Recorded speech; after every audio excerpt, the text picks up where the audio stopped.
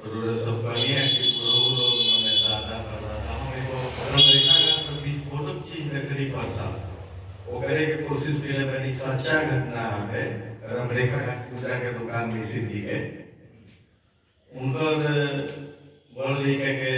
जैसे लेक्चर रहे और शादी मनोहर रहे छोटका लिखवा बाटे गुरुनाथ सब कोई के सामने यहाँ तक कि हमारे से कहा था कि चाचा समझावत नहीं का इन लोगों के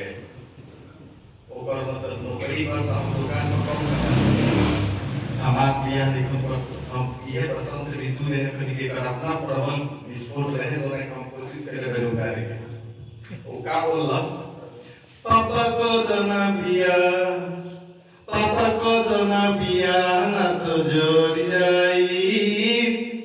बिजली के तार धके मर जाई पापा को दना बिया ना तो जोड़ जाई बिजली के तार धके मर जाई झूठू के हमके बदनाम करेला भेड़ बकरी जान के दाम करेला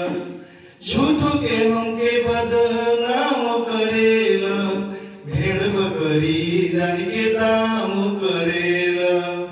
वित्तीय सोलगन तक कुछ कर जाई बिजली के तार तक मर जाई सर के जवानी बार भी पकता सर के जवानी बार भी पकता देख दिल कहरू घर अपना पता लगता कि कुंवरे डगर जाई बिजली के तार तक मर जाई नौकरी पौनी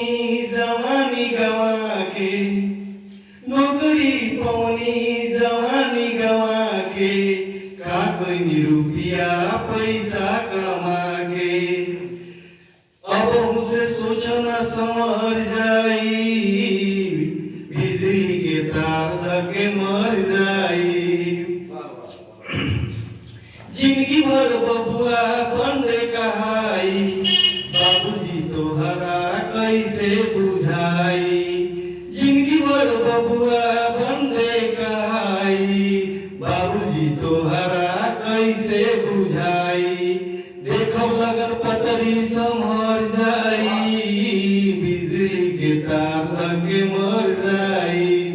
पापा कदना बिया ना तो जड़ जाई बिजली के तार धके मर जाई